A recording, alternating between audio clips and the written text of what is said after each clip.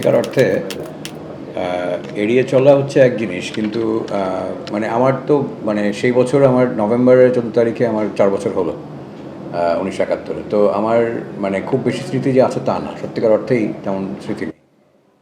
তবে অনেক গল্প শুনেছি, তো শুনে শুনে আমার মানে এখন ওভার এত বছর মানে যেটা হয়েছে যে একটা ধারণা হয়ে যায়, অস্পষ্ট একটা মানে একটা ধারণা হয় যে এটা মনে পড়ছে। এখন মনে পড়াটা কি আসলে সত্যিকারের স্মৃতি, নাকি এটা গল্প শুনে আমি নিজেই একটা মানে কল্পনা করে নিয়েছি, সেটা আরেকটা বিষয়। তবে আমার একটা জিনিস মানে খুব মানে আরও ছোট থাকতে একেবারে খুব ভিভিড একটা স্পষ্ট একটা স্মৃতি ছিল, যেটা এখন ওই যে একটু গল্পের মতো মনে হতে শুরু করেছে। সেটা হচ্ছে যে আমার বাবা যখন আসতেন ইউনিভার্সিটি থেকে, তো উনি তো খুব মানে সৌন্দর্য পিপাসু সৌন্দর্য প্রেমী মানুষ ছিলেন। তো উনি ফুল টুল নিয়ে আসতেন, হ্যাঁ, আমার মার জন্য ফুল নিয়ে আসতেন। উনি ডিপার্টমেন্ট ছাত্রীদেরকে কিন্তু ফুল দিতেন। এটা ওই ফেরদৌসী মজুমদার ছাত্রী ছিলেন, তো উনি বলতেন যে খুব রোম্যান্টিক মনের মানুষ ছিলেন, ফুল দিতেন। তারপরে শামীম আজাদ, এনারা ছাত্রী ছিলেন, তো এনারা খুব অনেক গল্প করেন। তো বাড়িতেও ফুল নিয়ে আসতেন, মার জন্য ফুল নিয়ে আসতেন। আর আমরা যখন দৌড়ে যেতাম, আমার তো তখন মানে 3 বছর বয়স, 2.5 বছর, 3 বছর, 3.5 বছর বয়স। তো আমি জিজ্ঞেস করতাম দৌড়ে গিয়ে যে কী নিয়ে এসছো আমাদের জন্য। তো উনি বলতেন ভালোবাসা, এক বুক ভালোবাসা নিয়ে এসছি। তখন এত ছোট মানুষ আর ভালোবাসা দিয়ে কী করবে, হ্যাঁ। সো ওটা নিয়ে একটা প্রথমে এটা বলতেন, তারপরে কিছু একটা চকলেট দিতেন বা কিছু একটা দিতেন, ফুল বার করতেন।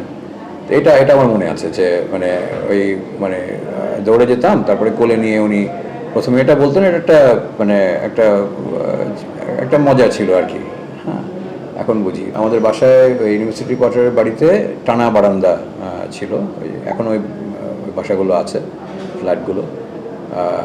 তো ওখানে উনি বারান্দায় বসে ওই মানে শীতের রোদে বসে উনি ড্রেসিং গাউন পরে, লুঙ্গি পরে, ওনার পাইপ নিয়ে উনি স্মোক করতেন, পাইপ স্মোক, হুক্কা নিয়ে স্মোক করতেন, এবং আমাকে কোলে বসাতেন বোধহয়। তো আমার ড্রেসিং গাউনের আস্তিনগুলো খুব মনে আছে, হাতাগুলো খুব মনে আছে, যে কারণ আমি কোলে বসতাম, তো আমি হাতাগুলো দেখতে পেতাম বেশি আর কি। তো ওটা মনে পড়ে যে মানে উনি মানে বই পড়ছেন বা কারোর সাথে কথা বলছেন, আর আমি চুপচাপ বসে আছি ওখানে।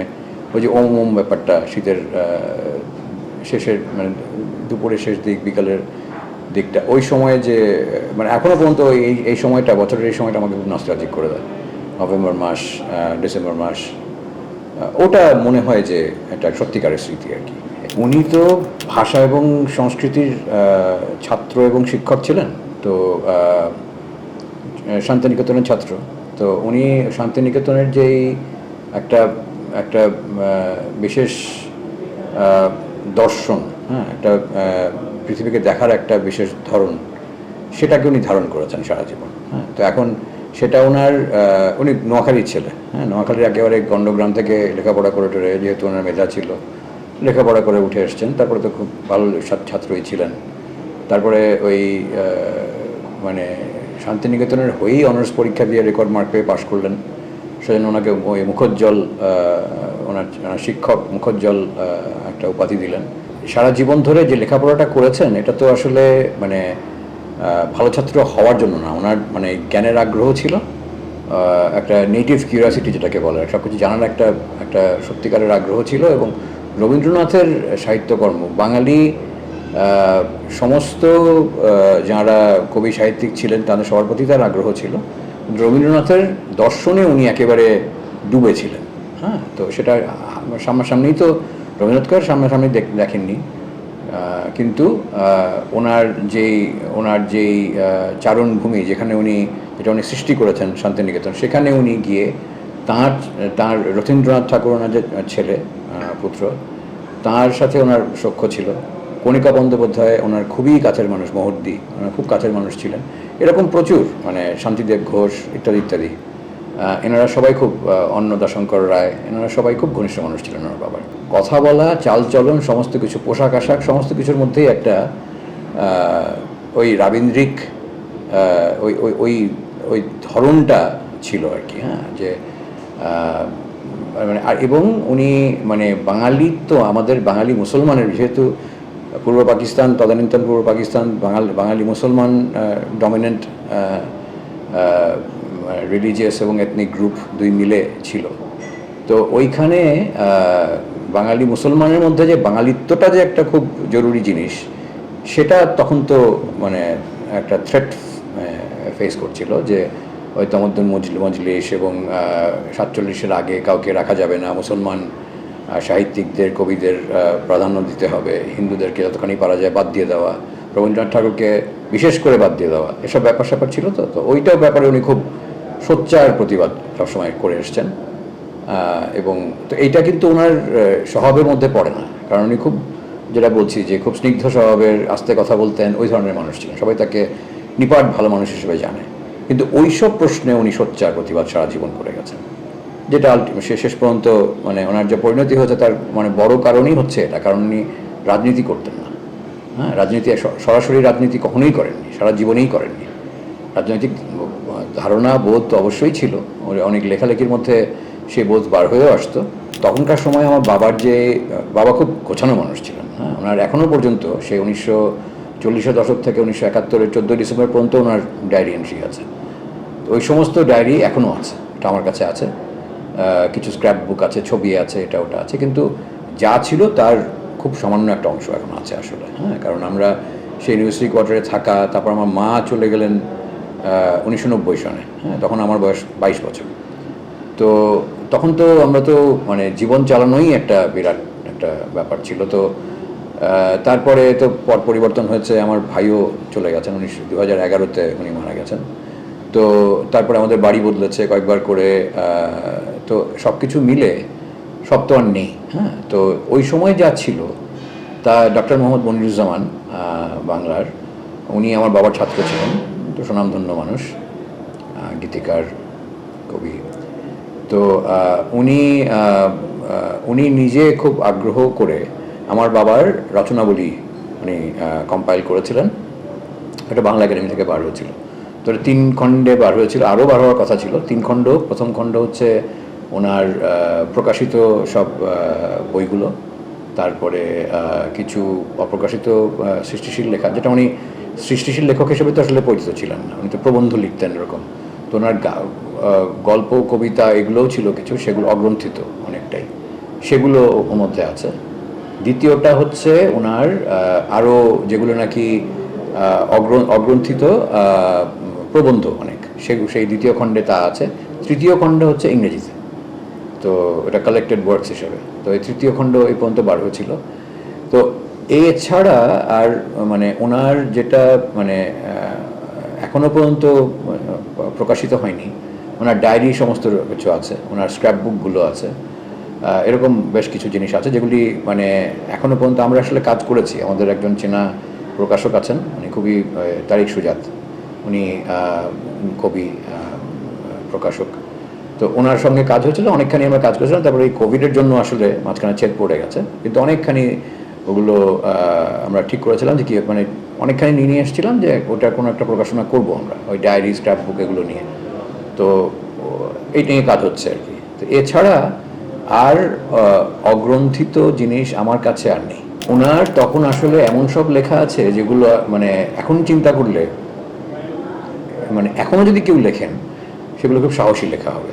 হ্যাঁ, এই স্বাধীন বাংলাদেশে আমরা জানি যে কিছু কিছু পট পরিবর্তন হয়ে গেছে, এবং যেগুলো আমরা মানে আরেকটু মানে ধরে নিতে পারতাম, যেগুলো তো আমরা ফর গ্র্যান্টেড নিতে পারি। হ্যাঁ, এটা তো আমাদের অধিকার। সেই অধিকারগুলোও কিন্তু আজকাল মনে হয় যে একটু জানি অধিকার হিসেবে বলা যায় কি না এখনও, এই 50 বছর পরে, 52 বছর পরে, 51 বছর পরে।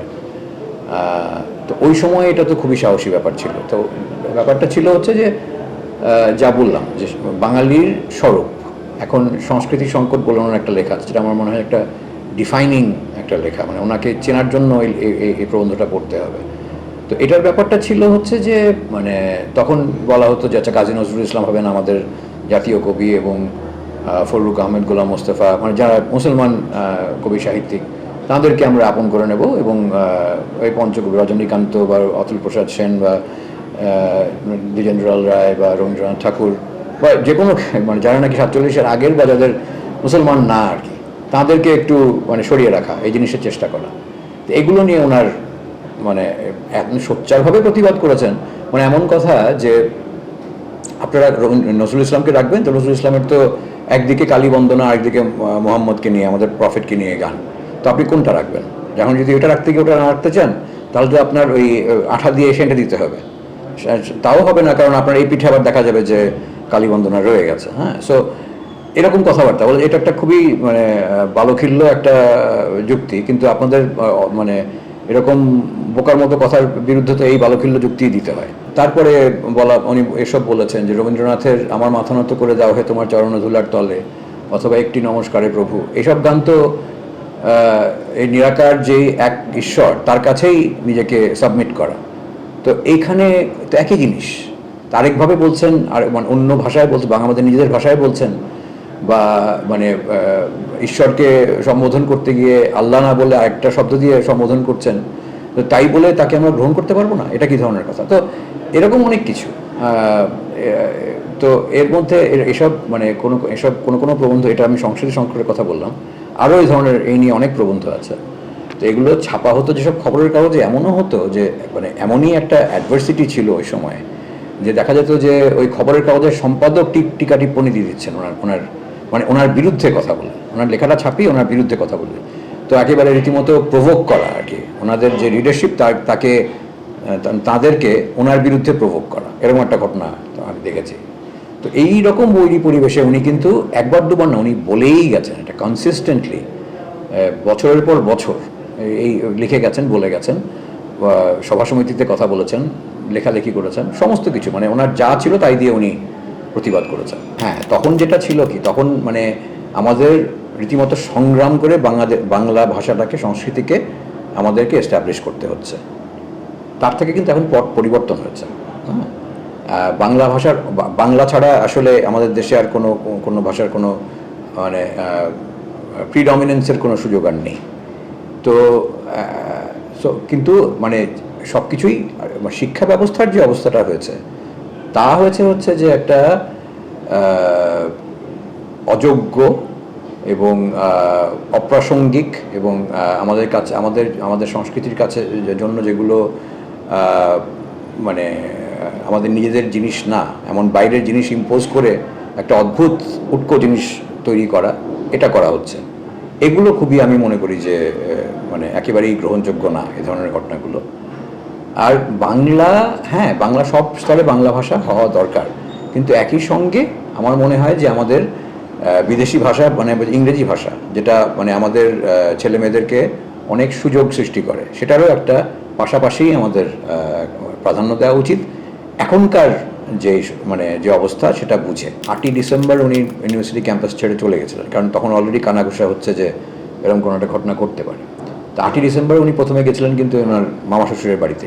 তারপর ওখানে হয়তো তখন মানে তখনকার যে অবস্থা, ইন্ডিয়া সরাসরি যুদ্ধ করছে ইত্যাদি ইত্যাদি, তো তখন বাড়িতে অনেকেই ছিলেন, আর আমার বাবা একটু নিভৃতচারী মানুষ ছিলেন, এই সব ভালো লাগতো না। তো এই নিনুর বাড়িতে, লুৎফুল হাসান চৌধুরীর বাড়িতে টিকাটুলিতে ওনারা চলে গেলেন, এটা বলে গেছিলেন ওই সময়। কতগুলো ছেলে আসলো, বাংলায় কথা বলছে, মুখ বাঁধা, মুখে রুমাল টুমাল দিয়ে বাঁধা, তারা স্যার বলে সম্বোধন করছে আমার বাবাকে, এবং এইটুকু ওই জিনিসটা আমার মনে নেই, কিন্তু চৌধুরী মঈনুদ্দিন নিজে এসেছিল, এবং আমার মা, আমার চাচি, আমার ছোট চাচা, আমার বাবা ওখানে ছিলেন। এখন চৌধুরী মঈনুদ্দিনের ব্যাপার হচ্ছে যে এই লোক দৈনিক পূর্বদেশের সাংবাদিক হিসেবে কাজ করতো, আর একই সঙ্গে ঢাকা বিশ্ববিদ্যালয়ের আবার বাংলা বিভাগের ছাত্র ছিল। তো আমার বাবার ছাত্র, এবং আমার মেজো কাকার সে আবার কলিগ আর কি, তার আন্ডারে কাজ করে। আমার মেজো কাকা তখন নিউজ এডিটর ছিলেন দৈনিক পূর্বদেশে। তো এই চেহারা আমাদের ওনাদের 3 ভাইয়েরই খুব ভালো চেনা, হ্যাঁ, এবং ছোটো ভাইয়েরও লুৎফুল হাসান চৌধুরীরও চেনা। তো ওই কথা বলতে গিয়ে এক পর্যায়ে তার মুখ থেকে রুমাল সরে গেছিলো, যেটা আমার মারও মনে ছিল, মা আমাকে বহুবার করে বলেছেন, আমার চাচারও মনে ছিল, বাবারটা তো শুনিনি, আর চাচিরও মনে ছিল। তো আমার চাচা চাচি মা কেউই এখন আর নেই, কিন্তু আমার চাচি দেখেছেন ওইটা, আমার মাও দেখেছিলেন, আমাকে গল্পগুলো বলেছেন। চাচির টেস্টিমনি, ওই যে ওয়ার ক্রাইমস ফাইল নামে একটা যে ডকুমেন্টারি হয়েছিল চ্যানেল 4-এর, ব্রিটিশ চ্যানেল 4, ওইখানে কিন্তু ওনার টেস্টিমনি আছে। এবং আমার ভাইও ডিপোজিশন দিয়ে গেছেন, মানে 2011-তে মারা গেলেন, কিন্তু ডিসেম্বরে মারা গেলেন, সেই বছরেরই অগাস্টে ডিপোজিশন, তখন ইন্টারন্যাশনাল ক্রাইমস ট্রিবিউনাল শুরু হচ্ছে। আমার ভাই রিটেন ডিপোজিশন দিয়ে গেছেন যে এগুলো উনি শুনেছেন, নিজের কানে শোনা। তো এইটা আমার মনে আছে যে আমরা বন্দুক টন্দুক নিয়ে এসছে, এটা দেখে আমরা ভাবছি যে, তখন তোমার টেলিভিশনে বন্দুক দেখি, তো এটা আর কি হলো, এটা দিয়ে এত দুঃখ, সবাই দেখছি যে ভয় পেয়ে গেছে, তো আমরা তো মানে ভয় পাওয়ার বোধটা হয়নি। এই নিয়ে কথা, আমি আর ইমন আমার যে পিঠাপিঠি, আচ্ছা তোকে তার সাথে কথাবার্তা বলছি, তো আমার বাবাকে বলা হলো যে স্যারকে নিয়ে যাবো, ফিরিয়ে দিয়ে যাবো কিছুক্ষণের মধ্যে। তো আমার বাবা বলেছিলেন যে, কথাগুলো মনে নেই আমার, কিন্তু আমার সবার ওই যে একটা অ্যাটমসফিয়ারটা কী ছিল সেটা মনে আছে, সবার যে একটা ভীতি এবং দুশ্চিন্তা। এবং তো উনি বলেছিলেন যে আমি তো কোনো অন্যায় করিনি, আমার কিছু হবে না, আমাকে তোমার ভয় পেও না, আমি চলে আসবো। তো ওই আর খেতে বসার আগে, গোসল করতে যাবেন তার আগে ওনাকে নিয়ে যাওয়া হলো হবে আর কি। তো এইটা মনে আছে। তারপরে তো ওনাকে ওই কাদালেপা যে মাইক্রোবাস, ওখানে উঠিয়ে ওনাকে নিয়ে যাওয়া হলো। চৌধুরী মঈনুদ্দিন তো এখন মানে বহুদিন ধরেই খুবই প্রভাবশালী মানুষ। হ্যাঁ, মানে এখন ইন্টারনেটে খোঁজ করলে আমাদের এখনকার কিং চার্লসের সঙ্গে ওনার ছবি দেখা যাবে। ওই মাল্টি ফেইথ একটা চ্যাপ্লেন্সি কি একটা কাউন্সিল আছে, ওখানে উনি একজন উপদেষ্টা এবং বড় একজন মানুষ। তারপরে ওই মানে ওখানকার মানে সাউথ এশিয়ান মুসলিমদের মধ্যে উনি একজন বড় একজন মানুষ। সে তো একজন মানে মোটামুটি হোলি ম্যানের জায়গা নিয়ে বসে আছে ওখানে। হ্যাঁ, তো as a matter of fact যখন নাকি এই মানে রায়ও হলো, তখন কিন্তু সে সরাসরি বলেছে যে এগুলো আমি মানি না এগুলো। আর তারপরে যখন নাকি আমার রঞ্জন ভাইয়া, ইফতেখার হায়দার চৌধুরী, আমরা ইন্টারন্যাশনাল ক্রাইমস ট্রিবিউনালে গিয়ে, আমার যেহেতু সরাসরি স্মৃতি নেই, আমি এবং রঞ্জন ভাই একসঙ্গে গেছি। রঞ্জন ভাই কিন্তু টেস্টিফাই করেছেন যে রঞ্জন ভাই দেখেছেন যে মানে তার মুখের সামনে থেকে ওই যে রুমাল সরে গেছিলো এবং তাকে যে আইডেন্টিফাই করা হচ্ছিলো, এবং মানে সে যে নিজে বলছে যে আমার স্যারকে ফিরিয়ে দিয়ে যাবো, এটা কিন্তু রঞ্জন ভাইয়া নিজে চোখে দেখা সেই টেস্টিফাই করেছে। তো এইটার বেসিসে রঞ্জন ভাইয়ের নাম ধরে যে ইফতেখার হায়দার চৌধুরী সে বলছে এটা, সে তার বয়স কতটুকু ছিল সে জানে কেমন করে। এবং আমার মনে হয় যে অন্য একটা মানে অন্যদের প্রভাবে সেই কথা বলছে, এসব কথাবার্তা। তো এই পর্যন্ত কিন্তু জিনিসটা আছে আর কি। হ্যাঁ, হি নোজ ভেরি ওয়েল যে মানে তাকে he has been tried and found guilty of murder, এবং ক্যাপিটাল পানিশমেন্ট দেওয়া হয়েছে অল দ্যাট। এবং দিব্যি বহাল তবিয়তে, এখন তো বয়সই হয়ে যাচ্ছে। হ্যাঁ, এখন তো আর সময় কতটুকু আছে কে জানে। তো এটা কিন্তু মানে আমি এরপরে লেখালেখি করেছি, এটা ওটা আমি জানি যে সেই লেখা শেয়ার হয়েছে বিভিন্ন জায়গাতে। আমি এখনও ইন্টারনেটে সার্চ করে দেখবো যে বিভিন্ন মানে অনলাইন নিউজ পোর্টালে বিভিন্ন জায়গার ওখানে আমার ম্যান অফ পিস বলে একটা লেখা আছে। হ্যাঁ, যেটা হচ্ছে যে বব ডিলানের একটা গানের কথা আছে যে sometimes Satan may come as a man of peace. ওই কথা তো আমি বলছিলাম যে এই তো মানে শান্তির মানুষ বলে নিজেকে এখন পরিচয় দেয়, কিন্তু শয়তান অনেক সময় এই জিনিস হয়ে থাকে। তো মানে তাতে কী হয়েছে, তাতে এতগুলো বছর ধরে আমরা লেখালেখি করেছি, এটা করেছি, তাতে কিছু হয়নি। এবং সবচেয়ে আক্ষেপের ব্যাপার যে আমাদের সরকার তো কখনো সরাসরি কিছু বলেনি। আমাদের ডিপ্লোম্যাটিক কোনো রকম কোনো ওভারচার করা হয়নি। আমাদের ওখানকার যে হাই কমিশন আছেন, হাই কমিশনের মাধ্যমে কোনো কিছু করা হয়নি। আমাদের ফরেন মিনিস্ট্রির মাধ্যমে কোনো কিছু করা হয়নি। সরাসরি একটা চিঠি দেওয়া, একটা দাবি পেশ করা, এই যে চৌধুরী মঈনুদ্দিনই হোক বা আশরাফুজ্জামান খানই হোক, এদের যে আমেরিকান ইউনাইটেড স্টেটসে আছে, এদের ব্যাপারে তো কোনো সরকারিভাবে কোনো উদ্যোগ নেওয়া হয়নি। তো সেটা না হলে মানে বাকি উদ্যোগ আর ওটার কতটুকু ওটার ইম্প্যাক্ট কতটুকু থাকে, তো সেটা না হলে মানে এটা তো মানে আমরা যাই বলি না কেন সেটা তো নিষ্ফল। আমার বয়স না হয় 4 ছিল। হ্যাঁ, আমার তো মনে হয় যে আমার চেয়ে আমার ভাই অনেক বেশি ট্রমাটাইজ ছিল। হ্যাঁ, কারণ ওর বয়স 7.5, ও বুঝেছে যে কী হচ্ছে। আমি তখন বুঝিনি, আমি বুঝেছি যে আমার জীবন পাল্টে গেল, কিন্তু এটা যে এত দুঃখের কেন বা মানে যা হয় আর কি, ওইটুকু আনন্দ নিয়ে তো বাচ্চা থাকতে, যে কোনো ছেলে মেয়ে ছোটোবেলার আনন্দ নিয়ে থাকতে চায়, কোনো না কোনোভাবে আনন্দটা বার করে নেওয়ার চেষ্টা করে। তা আমি একটু মানে অন্তর্মুখী মানুষই ছিলাম, কিন্তু আমি বুঝে গেছিলাম যে আমাদের এখানে আমাদের জীবন অন্য সবার মতো না। হ্যাঁ, এটা বুঝেছে। কিন্তু আরেকটা ব্যাপারও ছিল যে ইউনিভার্সিটি কোয়ার্টারে অনেক শহীদ পরিবারই ছিল, তো তাদেরকেও দেখেও কিছুটা হয়তো আমরা সাহচর্য ওটা পেতাম, বুঝতে পারতাম যে আমরা একদম একা না।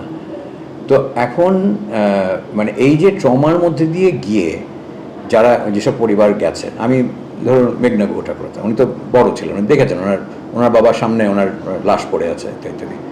তারপরে আনোয়ার পাশার বড় ছেলে, যে আপনি বলছিলেন বুল্লু ভাই, ওনার বড় ছেলে তো অপ্রকৃতিস্থ হয়ে গেছেন। হ্যাঁ, তারপরে মুনি চৌধুরীর বড় ছেলে আহমেদ মনির, উনি তো মুক্তিযুদ্ধ করতে গিয়ে ওনার যে অভিজ্ঞতা, উনি এখনও সেটা নিয়ে কথা বলেন না। এমনই ট্রমা ফেস করেছেন এখনও পর্যন্ত, টু দিস ডে। উনি আমার হচ্ছে অনেক বড়, 16 বছরের বড়। ওনার সাথে মানে হাসান ভাই আমার নিজের ভাইয়ের মতো আমি, কিন্তু উনি কখনো মুক্তিযুদ্ধ নিয়ে কথা বলেন না। হ্যাঁ, এটা আসলে সবার ভালো করে বোঝা প্রয়োজন। কারণ অনেক সময় এখন তো আমরা ভাবি যে আচ্ছা ঠিক আছে, যখন নাকি একটা কিছুকে নেওয়া বা ছাড়ার একটা সুযোগ থাকে, যে আমি বাঙালিত্বকে আমি কি গ্রহণ করব নাকি ছেড়ে দেবো। হ্যাঁ, যে বাঙালিত্বকে গ্রহণ করার জন্যই যে এনাদেরকে অনেককে হত্যা করা হয়েছে, এটা কিন্তু বোঝা প্রয়োজন। তার মানে এটা গুরুত্বটা কতটা সেটা বোঝা প্রয়োজন। হ্যাঁ, এতগুলো বছর যাওয়ার পরে এই ওনাদের যে আত্মত্যাগ, সেটা যদি আমরা এই বাংলাদেশে যদি এটার প্রতিফলন কিছু দেখতে পাই, সেটা আইনের শাসন হোক, সেটা অসাম্প্রদায়িকতা হোক, উদার মনোভাবের একটা সমাজের প্রতিষ্ঠা হোক, এবং নৈরাজ্য যেটা হচ্ছে সেই জিনিসটাকে নিয়ন্ত্রণ করা, মানুষকে অধিকার দেওয়া। একটা তো বড় জিনিস ছিল যে সমাজতন্ত্র ব্যাপারটা ছিল। সমাজতন্ত্র এখন যদি আমরা সোশ্যাল জাস্টিস বা সামাজিক ন্যায় বিচার হিসেবেও যদি নেই, এই জিনিসগুলো, এই মূল্যবোধগুলোকে, এগুলোকে প্রতিষ্ঠা করার যদি কিছু উদ্যোগ থাকে, তাহলে তো আত্মত্যাগের কিছু অর্থ হয় না। হলে তো মানে মনে হয় যে মানে নিষ্ফল হয়ে যাচ্ছে সব কিছু। হ্যাঁ, এটা মূল্যবোধের একটা লড়াই ছিল। তো এই মূল্যবোধটা ছিল যে একটা উদারতার বিরুদ্ধে সংকীর্ণতা, এটা মানে মূল ব্যাপারটা হচ্ছে এটা। তো এখন উদারতা আমি দেখছি যে রিসিড করছে। হ্যাঁ, উদারতা হটে যাচ্ছে এবং সংকীর্ণতার প্রভাব বাড়ছে। তো ওদিক থেকে আমার খুব শঙ্কা হয়। উদার ভাবাপন্ন মানুষকে হটিয়ে দিয়ে সংকীর্ণ, সব রকমভাবে, রাজনৈতিকভাবে সংকীর্ণ, তো সাংস্কৃতিকভাবে সংকীর্ণ, সব কিছু।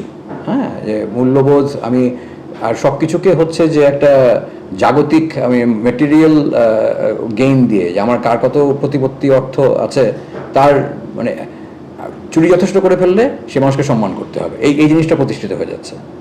এগুলো তো ভয়ঙ্কর ব্যাপার। এগুলো তো আমরা মানে আসলে ওই শ্রেণীটাই তো ছিল না যখন আমরা ওই যে জিনিসটা যখন সৃষ্টি হয়, তখন তো ওই অলিগার্কদের সেই শ্রেণীটাই ছিল না। শ্রেণীটা এখন ওটাই হওয়ার একমাত্র জিনিস হয়ে যাচ্ছে। এবং ওখানে পৌঁছতে না পারলে আপনি ব্যর্থ, আর ওখানে আপনি যেভাবেই পৌঁছান কেন, সেটাকেই তখন সম্মানের বিষয় হয়ে যাচ্ছে। সে আমি ব্যাংকের টাকা লুট করলাম, নাকি আমি 8 জনকে জুলুম করে করলাম, নাকি আমি ওই ক্ষুদ্র নৃগোষ্ঠীকে অত্যাচার করলাম বা ধর্মীয় গোষ্ঠীকে অত্যাচার করলাম, এটা কোনোটাই কোনো ব্যাপার না। তো এইটা আমার মনে হয় যে খুব শঙ্কার বিষয়। এবং এখন মানে কি অনেক সময় পার হয়ে গেছে।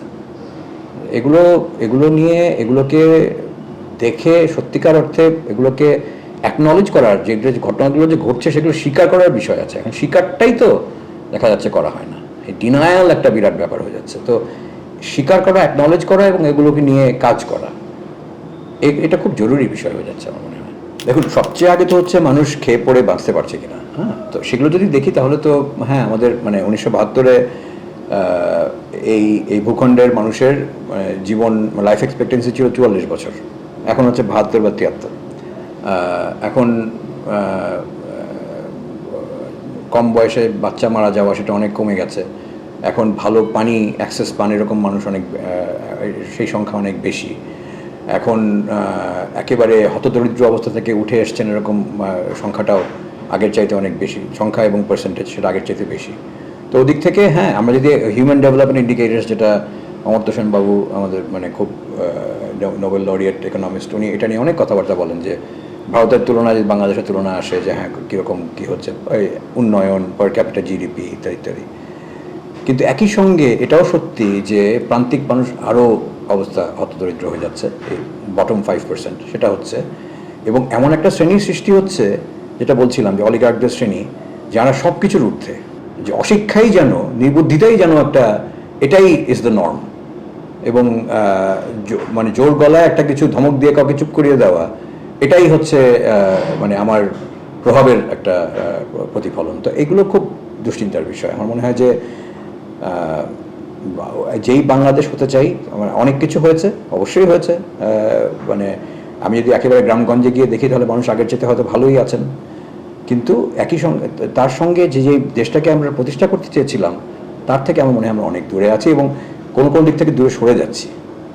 তাই নিয়ে কাজ করাটা আমাদের মনে হয় খুব জরুরি। ওনাদেরকে যেভাবে নিয়ে নৃশংসভাবে হত্যা করা হলো সেটা তো মানে কেন হয়েছিল, কারণ হচ্ছে যে আমার বাবা এবং ওনারা ছিলেন, তারা একটা বিশেষ ধরনের সমাজ চেয়েছিলেন, দেশ চেয়েছিলেন। আর তাই যদি না হয় তাহলে আমরা স্বাধীন বাংলাদেশ কী পেয়েছি? এটা হচ্ছে মানে আমি এগুলো নিয়ে আসলে অনেক মানে সুগার কোটিং করা যেতে পারে, অনেক নরম করে বলা যেতে পারে, কিন্তু নরম করে বলার কতদিন বলবো? হ্যাঁ, এটা তো মানে আমরা সেই বাংলাদেশ তো দেখছি না। তো সুতরাং ওদিক থেকে আমাদের আক্ষেপ আছে, আমার আক্ষেপ আছে, অবশ্যই আছে। 14 ডিসেম্বরের উদযাপন হয়, কিন্তু ওই দিনটা কেন্দ্রিক হয় এবং ওই লেখালেখি করে, এবং আমার এখনও মনে হয় যে এখনও পর্যন্ত ওই স্মৃতি কি ওটা কি ওই দিকেই সবার নজর। আসলে সেই মূল্যবোধ নিয়ে কাজ করাটা অনেক বেশি প্রয়োজন। একেবারেই সত্যি কথা, আমি কিন্তু 14 ডিসেম্বরে কখনো ওখানে যাই না, কারণ ওই ভোরবেলা গিয়ে তীর্থের কাকের মতো দাঁড়িয়ে থাকা, তারপরে ওখানে একটু পরে ফুল টুল দেওয়ার পরে তারপরে একটা ভয়ঙ্কর কাণ্ড শুরু হয়ে যায় ওখানে, মানে চিৎকার করে মাইক্রোফোন দিয়ে স্লোগান টোগান এই সেই হ্যান ত্যান রাজনৈতিক দলটলের দোর্দণ্ড প্রতাপ ওখানে। তো এটা তো মানে এটা তো কোনো ডিগনিটি বা কোনো মানে ভাব গাম্ভীর্য যাকে বলে কোনো কিছুই আর নেই। হ্যাঁ, মানে বহুদিন ধরেই নেই। রায়েরবাজার বদ্ধভূমিতে গিয়ে ওখানে গিয়ে আমাদের কোনো মানে কারোর কথা বলার সুযোগও নেই, কোনো কিছুই নেই। মানে ওখানে আমি জানি না যে ওটা নিজেকে মানে আমি আছি এটা প্রকাশ করা ছাড়া আর কি আছে হয় ওখানে, আমি ঠিক জানি না। তো হ্যাঁ, মানে ওখানে আসলে অরিজিনাল প্ল্যান ওটা কিন্তু প্রজন্ম 71 আমরা যেটা সংগঠন করেছিলাম ওখানে কিন্তু আমরাই ওটা ভিত্তিপ্রস্তরের কাজটা করেছিলাম সমস্ত কিছু। সো তারপরে এটা হয়েছে জিনিসটা, আমার মনে হয় যে যেটা স্থাপনাটা যেটা হয়েছে সেটা সুন্দর হয়েছে, ওটা খুবই একটা মানে মর্মস্পর্শী সুন্দর একটা কাজ, কিন্তু ওটা নিয়ে আরও অনেক কাজ করার কথা ছিল। হ্যাঁ, এবং এই ধরনের একটা জায়গা এটাকে অনেকভাবে এটাকে লাইট অ্যান্ড সাউন্ড শো দিয়ে অনেকভাবে এটাকে একটা অনেক এফেক্টিভ একটা জিনিস করা যেতে পারে। তো সেটা আসলে করার তো ইচ্ছে থাকতে হবে, সেটা তো করতে হবে। তো আমার মনে হয় যে মানে I share what your saying, যে এখানে মানে ওটা নিয়ে কাজ করা খুব প্রয়োজন। ওটা না হলে যেভাবে এখন আছে এটা মানে খুবই মানে ঠিক হচ্ছে না জিনিসটা আর কি। আমি খুব যে একেবারে মানে ভীষণ মানে মানে ডিটেইলে দেখেছি তা বলতে পারবো না, সত্যি কথা বলতে। আমি দেখেছি, বই এসছে, এবং আমি জানি কেউ কাউকে চিনি যারা লিখছেন, কিছু কিছু বই আমি দেখেছি ঠিকঠাক মতো।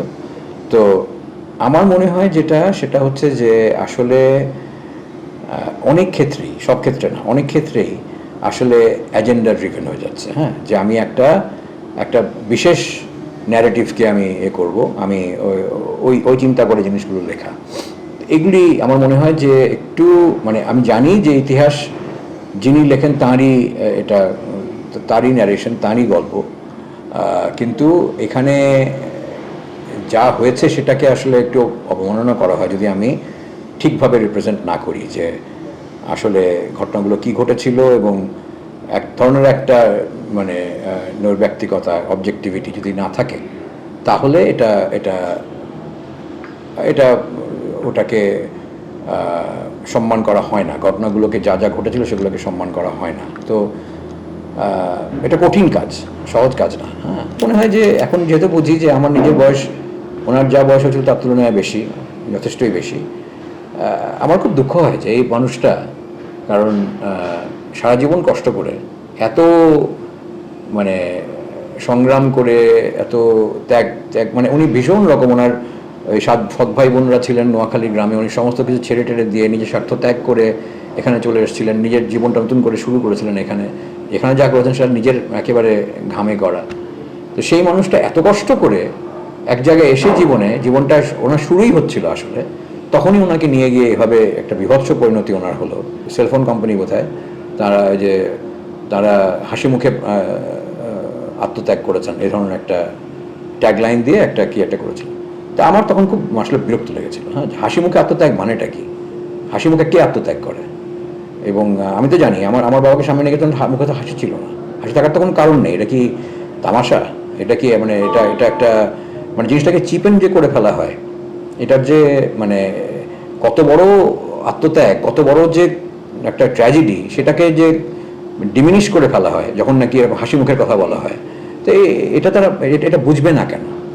এটা যে আমার মনে লাগছে মানে আমি তো খুব ভীষণ সংবেদনশীল মানুষ তা কিন্তু না, আমি বুদ্ধি দিয়ে সব কিছু বিবেচনা করার চেষ্টা করি। তো আমার লাগলে তো অনেকেরই লাগার কথা। তো হাসি মুখে এনারা তো জীবনের মাঝখানে এদেরকে সরিয়ে ফেলা হলো। এটা বিশাল একটা মানে অন্য সব মানে রাষ্ট্রীয় এবং সামাজিকভাবে তো একটা বিরাট ক্ষতি হয়েছে, ব্যক্তিগতভাবে আমাদের পরিবার, আমার কী হয়েছে, আমার মার কী হয়েছে, আমার মা তো মানে 19 বছর সংগ্রাম করে মারা গেলেন, ওনার জীবন তো আরও অনেক বেশি মানে সমৃদ্ধ হতে পারতো। আমার ভাই যা হয়েছে সেটা আমি মনে করি ডিরেক্টলি ওটার ইনফ্লুয়েন্স, কারণ উনি ট্রমাটাকে কাটাতে পারেননি। যেটা বলছিলাম যে খোকা ভাই, আনোয়ার পাশার ছেলে, বা ভাষণ ভাইয়া, তো সারা জীবন ধরে ট্রমাটাকে ক্যারি করছেন। তো সেটা হচ্ছে এক জিনিস। কিন্তু ওনারা নিজেরা, ওনাদের যে সম্ভাবনা ছিল সেগুলো তো ছিল, আর অনেকে দিতে পারতেন। জহির রায়হান তখন অলরেডি 1000 বছর ধরে সারেং বউ লিখে ফেলেছেন, আর কি লিখতে পারতেন? হ্যাঁ, এগুলো তো ছিল। মুনির চৌধুরী রক্তাক্ত প্রান্তর কবর লিখেছেন, আর কি করতে পারতেন? আমার বাবা কাকে নিয়ে মানে গবেষণা করতে পারতেন, বাংলা ভাষা সংস্কৃতি কতখানি আরও সমৃদ্ধ করতে পারতেন, সেগুলো তো আছেই। কিন্তু তারপরে মানুষ হিসেবে তাদের কত কিছু কত অভিজ্ঞতা হওয়ার ছিল। আমার বাবা আমেরিকায় লেখাপড়া করতে যেতে যাচ্ছিলেন, কোনোদিনও যাওয়া হয়নি ওনার, মানে কোনোদিন জানি। আমি যখন আমেরিকায় গেছি আমার খুব মানে মন খারাপ হয়েছে যে আমার বাবা তো এই জিনিস কখনো দেখেননি। হ্যাঁ, আসতেই পারলেন না, দেখতেই পারলেন না, এই পৃথিবীর রূপরস, কত বৈচিত্র্য, কত কিছু উনি আর উপলব্ধি করতে পারলেন না। এইগুলো আমার মানে বাবাকে নিয়ে আমার এই জিনিস, এই কষ্টটাও হয়। অ্যাজ আই গ্রো ওল্ডার আমার মনে হয় যে কি অন্যায় আমাদেরকে জীবনের মাঝখানে এভাবে কেটে ফেলানো হলো। এবং কেন? ওনারা একটা বিশেষ ধরনের সমাজের স্বপ্নদ্রষ্টা ছিলেন বলে, যে সমাজে যদি না হয় তাহলে আর কি হলো।